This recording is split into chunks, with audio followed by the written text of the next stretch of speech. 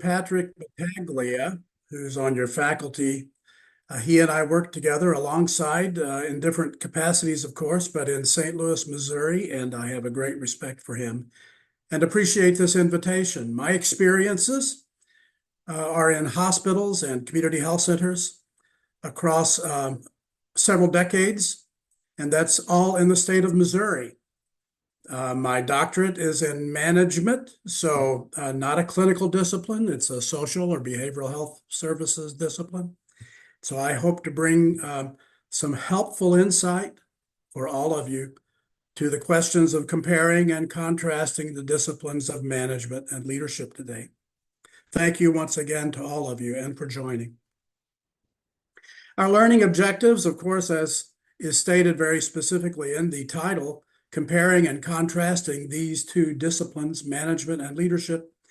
And also, we will want to consider the impact of three different yet interrelated leader behaviors that I will define, use one definition for, and how these impact the implementation of organizational strategy, which is an important role of leaders, senior leaders in organizations. So these will be our objectives, comparing and contrasting, and we will review strategy and three different leader behaviors today. Again, as Mary suggested, please add your questions if you have them in the chat. She will help me along the way to assure that we refer to those and get to those timely, if not during the presentation, toward the end. Here we go.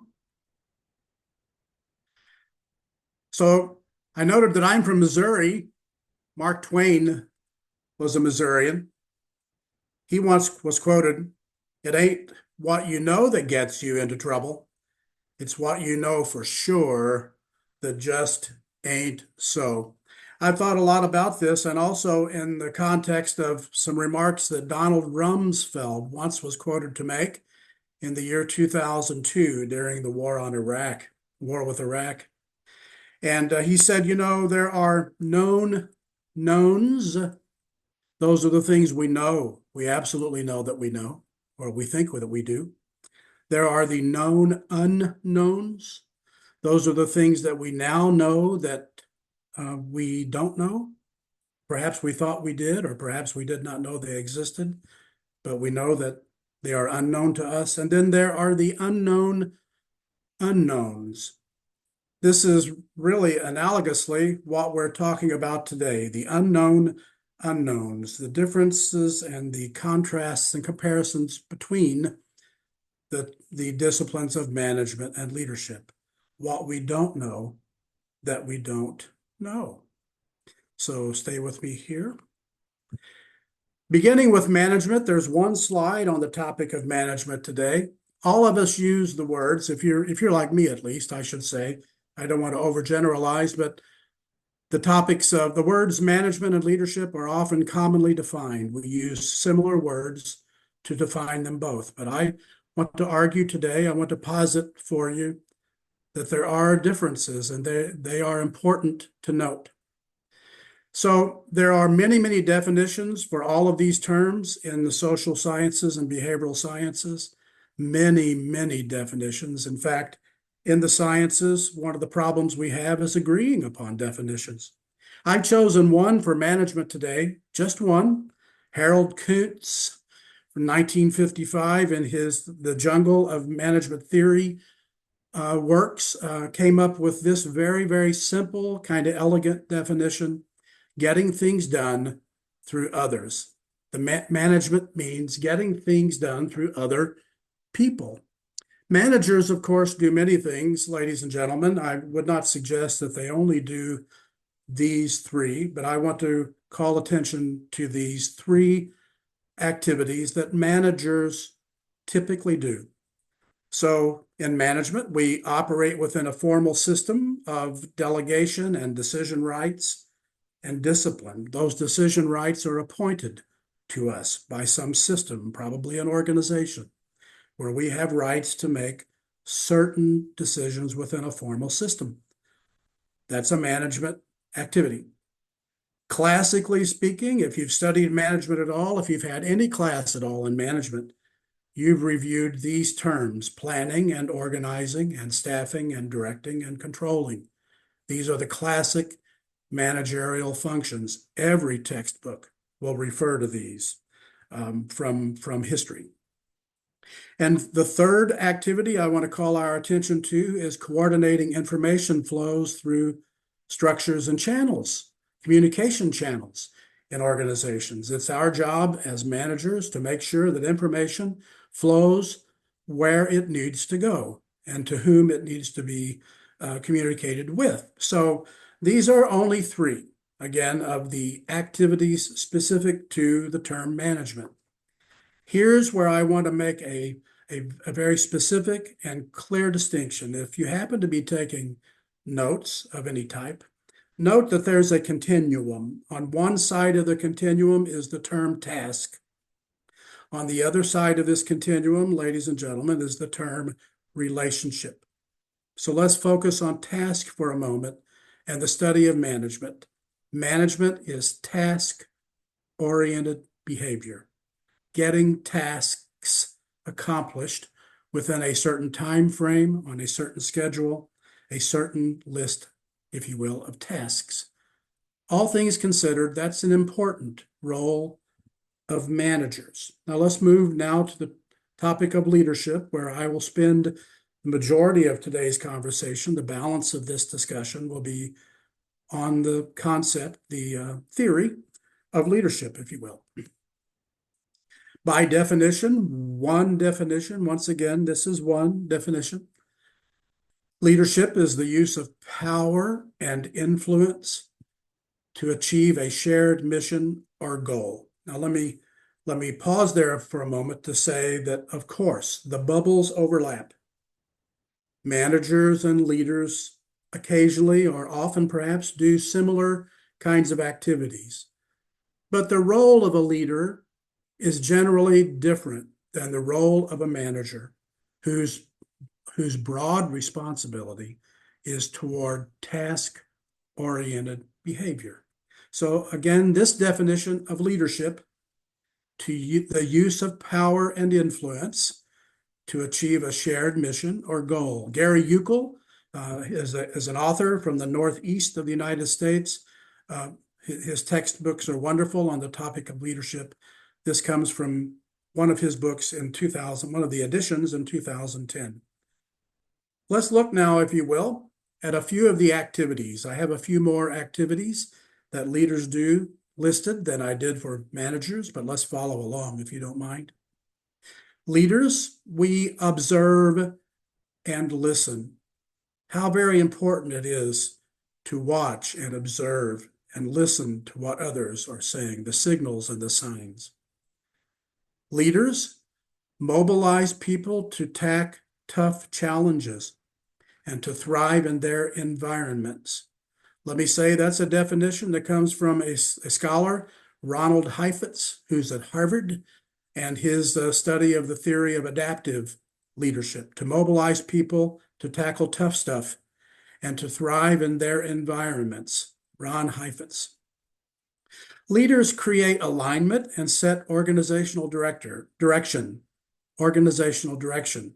Are you getting the flavor here that the role of a leader is a bit broader? It has an orientation toward relationships, creating alignment, and setting organizational direction. Leaders inspire others through actions and behaviors, mutual trust and cooperation. Very, very important. Certainly nested in relationships. We challenge the status quo occasionally. Occasionally we have to do that in order to move organizations along and move them along effectively. Let's go to a next page on this topic of these activities that leaders do. Leaders empower and grow people. A really important job of a leader is to be a mentor or a supporter of or a sponsor of individuals who aspire and who can rise to different roles where they choose to go. Building community and based on shared mission and agreement is important. I would say that the word community here can be expanded to include many, many constructs, many contexts, pardon me, contexts. It could be a geography, it could be a group of people, it could be a family, it could be a university, is a community. So building community based on shared mission and agreement, that's incredibly important that leaders are doing, or it's important that they do. Leaders take measured risks. Measured risks relates to strategy to a great degree, to moving an organization, making it different, making what exists look different and be different. And for those risks to be measured, to have been evaluated effectively and assessed to make sure that you understand what the risks are before you agree to support a strategy. Leaders help interpret the meaning of events. Let me suggest to you that there are really positive things that can happen that affect organizations, and there are things that are negative that can impact an organization and its people. So interpreting the meaning of those events, perhaps being the first out of the gate to stand on a stump somewhere and say, here is what has happened and why, and how perhaps it might impact us. That's an incredibly important role of leaders. And one final on my list today, there are many more activities of leaders, but let me say, leaders promote social justice and equity, vitally important in a civil society to assure that we are equitable in our approach to the services we deliver and how we relate to all people, customers, patients, students, employees, social justice, and equity. So back to this continuum that I briefly described. Management is largely to the side of tasks, and leaders are more generally, largely toward the side of relationships, tasks, and relationships. Now, this continuum overlaps. Occasionally, you have circumstances when you will see people doing both. You will see leaders who are not senior leaders of an organization. A leader can come from everywhere. A leader can be a team leader. A leader can be a coach. A leader can be a friend in those circumstances. But all things considered, leaders are about relationship-oriented behavior. I hope this distinction is clear enough for us to move forward and to think about influence and power for a moment. Let me see if I have the right slide. There we are. Okay. Power and influence. Emerson in 1962 helped us to define power as the capacity to influence the behavior of others in a desired direction, such as through formal authority or through a person's charisma and their personality, and perhaps through their status through informal connections. Power has a look everywhere, and the basic themes of power are these. It exists when there is, or where there is an unequal relationship. There is not evenness in that regard. And where one of the two is dependent on the other. So this is where power exists. You're dependent on someone and the relationship is unequal. Let's look at power bases just for a moment. French and Rabin in 1959 came up with 5. Power can be through a reward that we offer someone, or it can be coercive, unfortunately. Power can be about direct authority.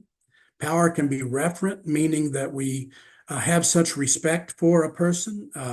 We honor them so that we consider them to be powerful. And power can be about expertise. A person might simply know more, have more information, be better equipped than another. Along came Ben Fari and others about 3 decades later, and they added these 3 items to the concept of power. Information, we have power when we have more information.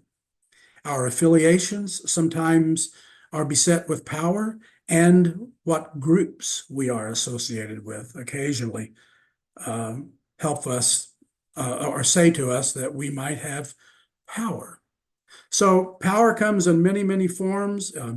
It's sometimes easy to see. It isn't always the easiest to define, but it's a really important aspect of leadership because leaders use power and influence to help achieve a shared mission or a goal. So that's power. Let's move to influence, if you will.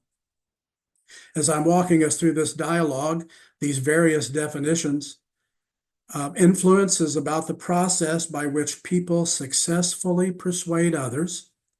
They successfully persuade others to follow their advice and suggestion, or perhaps their directives. This comes from Ralph Stogel, 1950. We've studied influence and power everywhere, and there's so much research out there, and how influence and power can inform the topic of leadership. There are influence tactics, for example, and you can find them if you review the researchers Kipnis and Wilkinson et al. From about 1980. You will find a number of influence tactics: reasoning and legitimating, personal appeals, exchange, that's quid pro quo, pressure, meaning that I'm going to influence you by putting a pressure on you, having coalition and inspiration. There's 7 or 8 or 9 different influence tactics that are in the research that are very heavily studied, and a lot of very helpful research on how influence informs leadership. So once again, leadership being use of power and influence to achieve shared goals and objectives. That's leadership.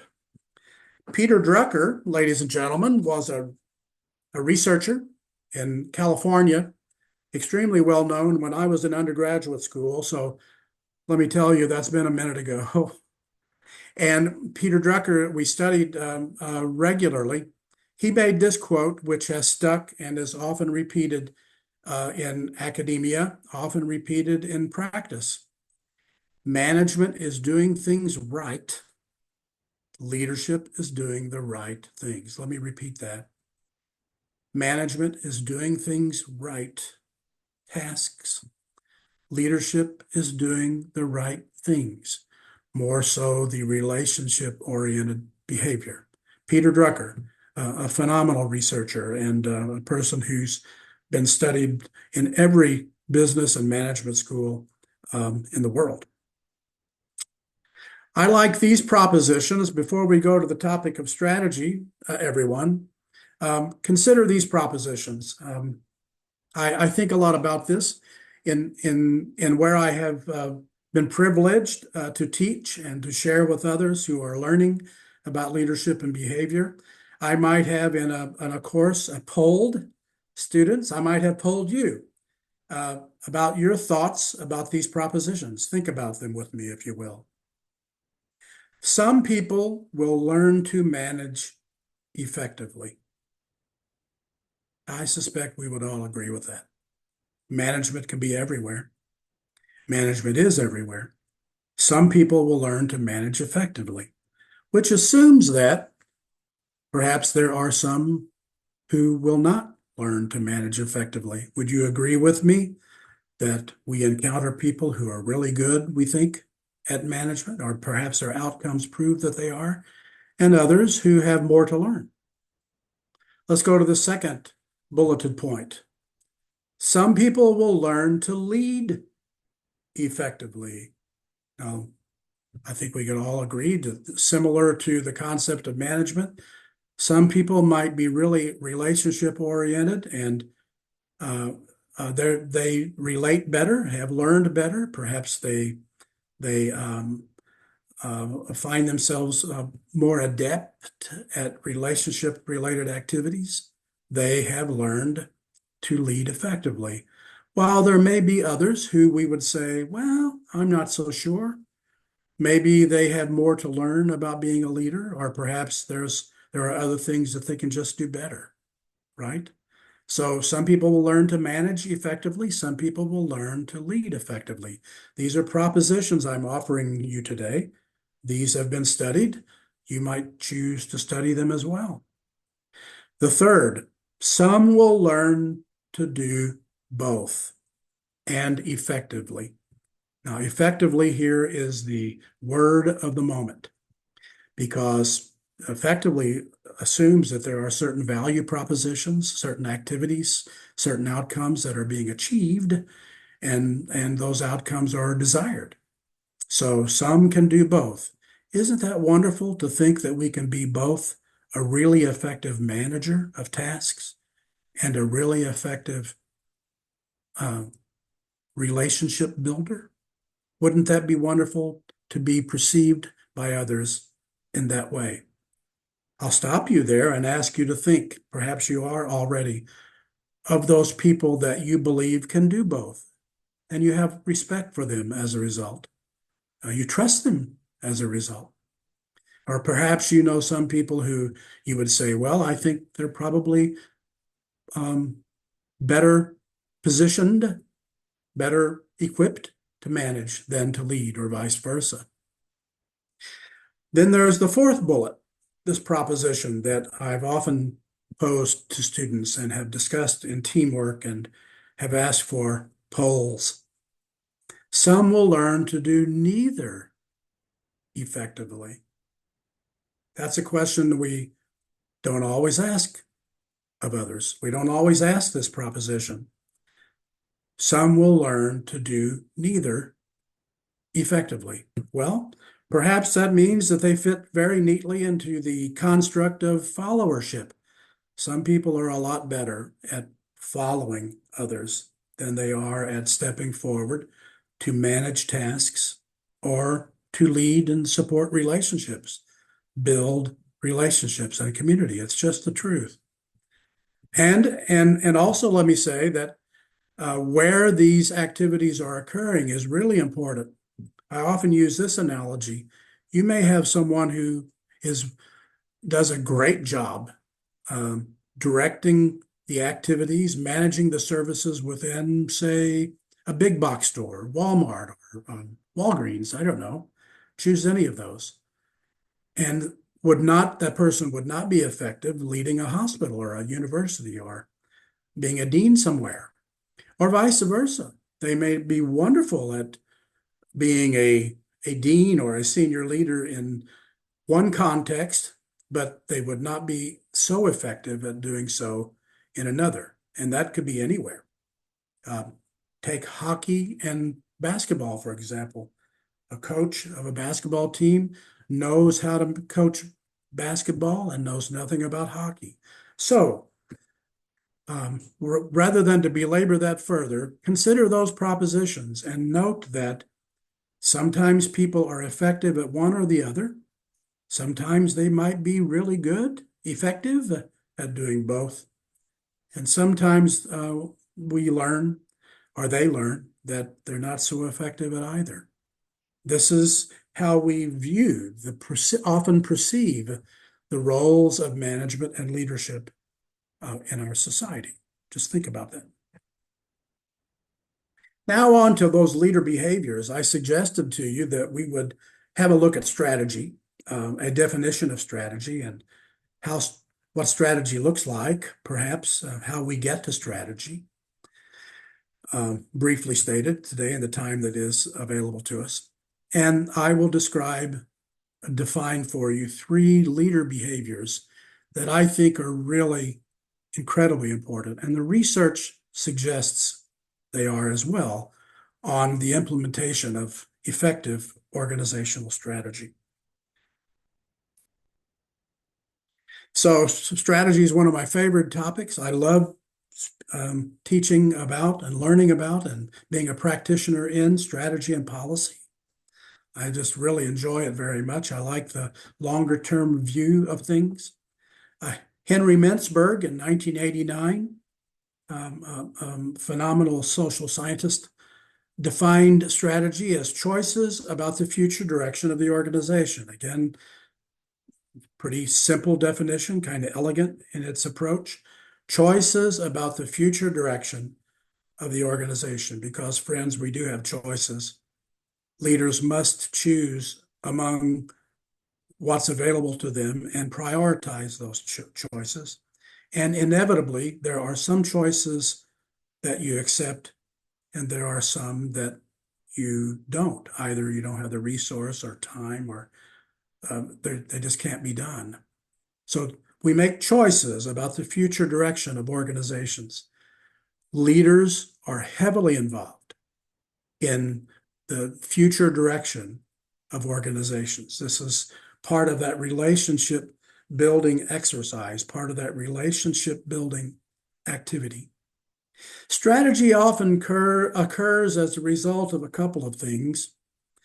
This researcher, Warren, from 1999, stated these facts. I believe they are facts uh, pretty well. And I want to talk with you about organizational development. Again, if you're making notes, I think this is a good place to scratch in the margins. Organizational development and organizational change. Just like management, friends, and just like leadership, we often use these terms interchangeably. We use them together. We speak as if they are the same. Well, sometimes that works and sometimes it doesn't. So I want to differentiate for us today in the area of strategy, the differences between organizational development and organizational change. I hope you will listen closely. Organizational development, those are planned, proactive, and programmatic activities. In other words, we set them in place for performance improvement or organizational improvement of some sort. I'll give you some examples. Perhaps an audit that is regularly conducted, or Lean Six Sigma as a performance improvement activity. Any kind of activity that we do on a regular basis around quality improvement that helps us to start at one place and that someplace in the future to be better based upon a set of objectives that we establish, where we want to go in our organization to improve our processes, improve our activities, which ultimately support and increase our organizational outcomes, our organization's effectiveness.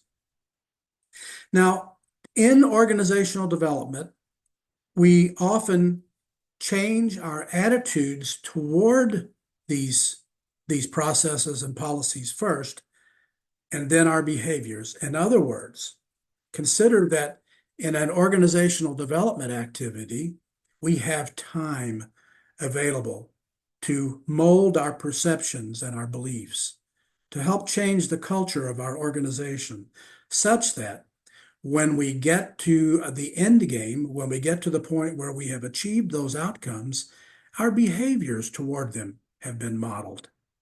We've had time to think about, find shared agreement with those activities. That's what quality improvement helps us to do. Performance improvement helps us to do. Auditing helps us to do.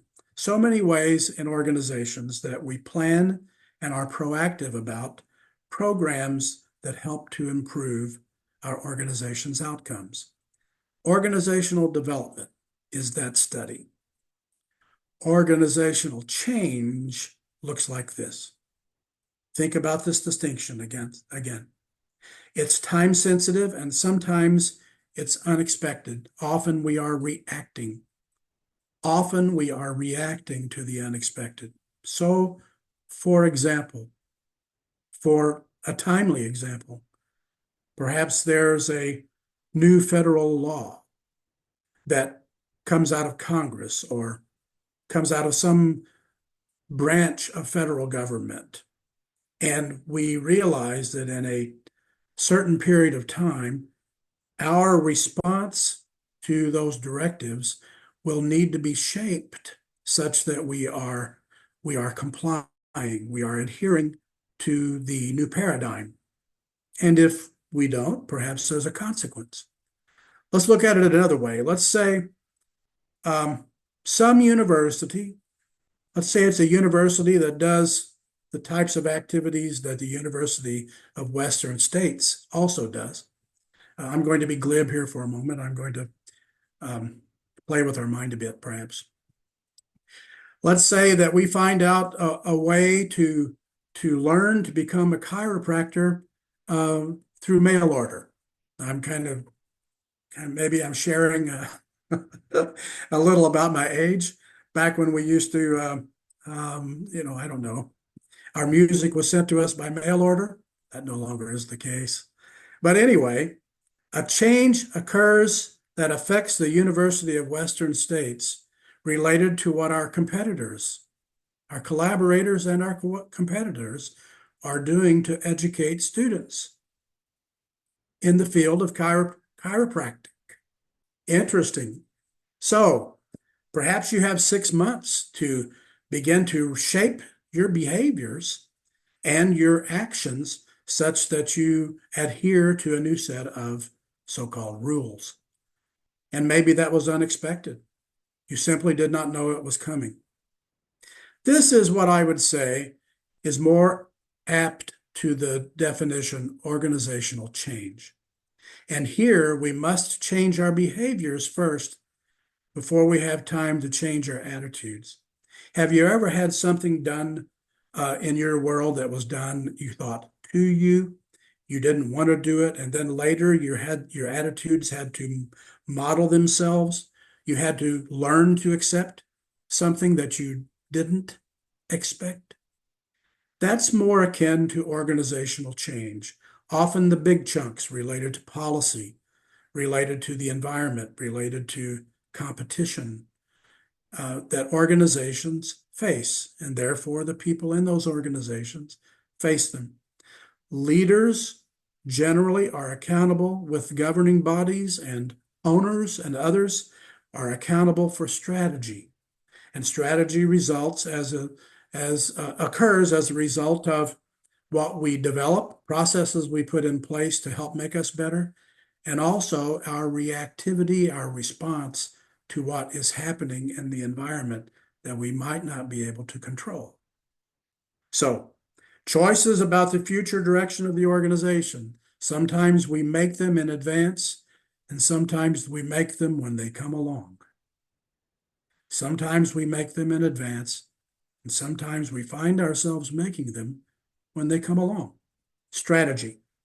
One slide on strategy, a whole lifetime of theory and application on the term strategy.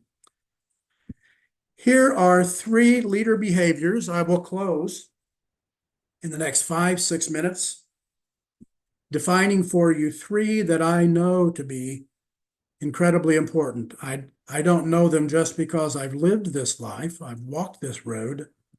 I know them because the researchers suggest to a high degree of probability. The p-value of 0.5 and less on quantitative studies, there's no doubt that there's a direct correlation. There's a correlation.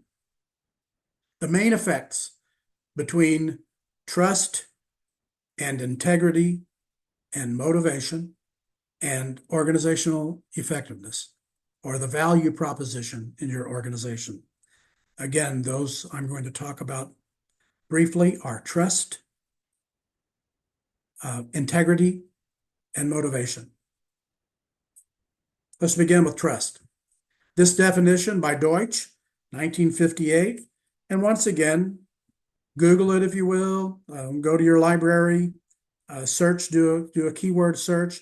You're going to find a raft full of definitions of all of these concepts, these constructs. Trust, one definition, the belief that subordinates and other stakeholders have in the integrity or the righteousness of an organizational leader. It might also be defined as the confidence we have in an organization's mission, vision, values, strategic direction, and our support for its culture, our foundation, our values and our beliefs in our organization. So that's trust. Number one, I would suggest to you that a leader behavior that is incredibly vital to have in order to effect strategy, in order to increase organizational effectiveness, is trust. Our ability to trust, our willingness to trust leadership. That's number one. Number two, as I mentioned, integrity, defined here by Polanski and Yamarino, 2007. This definition, integrity being the perceived honesty and fairness displayed by a leader, and the consistency between that person's actions and their stated or espoused values. By the way, espoused values is what we say our values are. Enacted values are those that are written down for the organization, which we are asked to adhere to. So that's the difference between espoused and enacted values. So here we're talking about the consistency between a leader's actions and who they say they are, what they say their values are. So our integrity as leaders cannot be compromised, in my view, if we are to be effective in nonprofit organizations, at least, in moving forward organizational effectiveness and achieving our value proposition. Leaders need to be trusted. Leaders need to have integrity. Thirdly, lastly, the very last slide today, the term motivation. Here I will ask you another question. It's one that you might think about later. You might choose over a cup of tea to have a conversation with a colleague about. Certainly I have on a number of occasions. Here's a definition that goes back to the 1920s. Adler, who in psychology and social science is a giant in our scholarly world. A definition of motivation. It's an action or behavior that leads to the satisfaction of a need or a want. An action or behavior that leads to the satisfaction of a need or a want. Let's relate this again, if you will, to leadership. Why is this important? Well, I think most of us could write a paragraph or a book on why trust is necessary. I think others might say they could do the same for why or how integrity leads to effectiveness in organizations, leader integrity. But what about motivation? In my view, there could be more studied on the term motivation because I think it is incredibly key. Let me ask you, what might cause a leader to believe or behave in a particular way? Why do leaders do what they do, act as they do? Why are they who they are? So, in my view, especially in nonprofit organizations, a leader's motivation is absolutely key.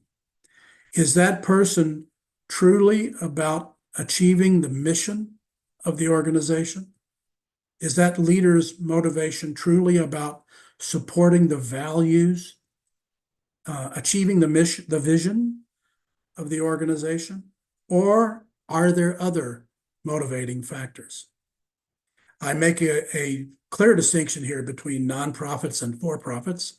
It's not to suggest that there are better leaders in either.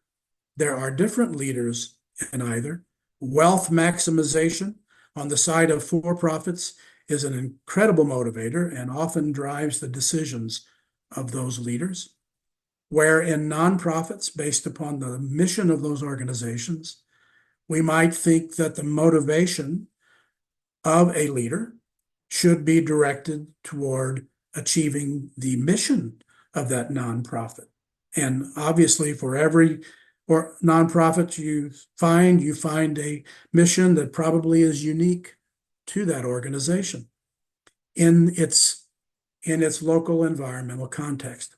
So, motivation, an action or behavior that leads to the satisfaction of a need or want. and what might cause a leader to believe or behave in any particular way. I hope you will agree with me, thinking about this over these last 40 minutes, 40 or so, that there probably are differences between management and leadership. You might agree that based upon these definitions, you can see the distinctions, how they compare and contrast. You might, I hope, understand a bit more about how we differentiate strategy into what is developed proactively and programmatically, um, and what perhaps happens to us, happens that was unexpected, that we can't control. Oftentimes, ladies and gentlemen, that's organizational change. And as leaders, we have a responsibility to lead through it, to communicate effectively through it. And I believe that the effective implementation of strategy is enhanced, informed substantially if leaders can be trusted, if leaders have integrity, and if their motivation is properly um, properly established. And when followers, when employees, when others can see that, there's no doubt in my mind that it helps to improve the value proposition for your organization. In the chat, there might be questions, and I know Mary will help me there. And you will find my contact information at any time you wish to reach out. I would be pleased to respond. I should say, where conflict of interest might come into the picture, I am not here for my employer, A.T. Still University, where I serve as Senior Director of Patient Care Centers. I'm here as a terminally prepared student of leadership and behavior, and a person who's done this work in practice for nearly 40 years, and also having served as an adjunct faculty member for 10 or more. So I'm grateful for your time spent with the University of Western States today and with me. So thank you very much. Mary? Thank you, Dr. Freeman. That was really informative and obviously really well organized too. I really loved how you're differentiating and continue like circling back to the idea of the differences between a leader and a manager, right?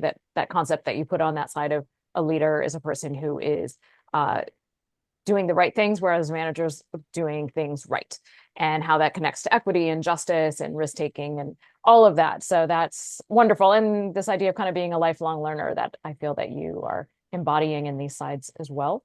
We don't have any questions in the chat. Ah, Yeah, okay. so that's wonderful. But I really appreciate your time, and also thanks to Dr. Pat Battaglia for connecting you to us so that we could have this webinar and be able to share this out with our community. So Thank you, ma'am. yeah, absolutely. Thank you. And if anyone circles back to me with any questions, I will obviously get them connected to you and reach out. But otherwise, yeah, thanks so much for your time. Thanks for joining us, everybody, and have a great rest of your day. Thank you. Bye now.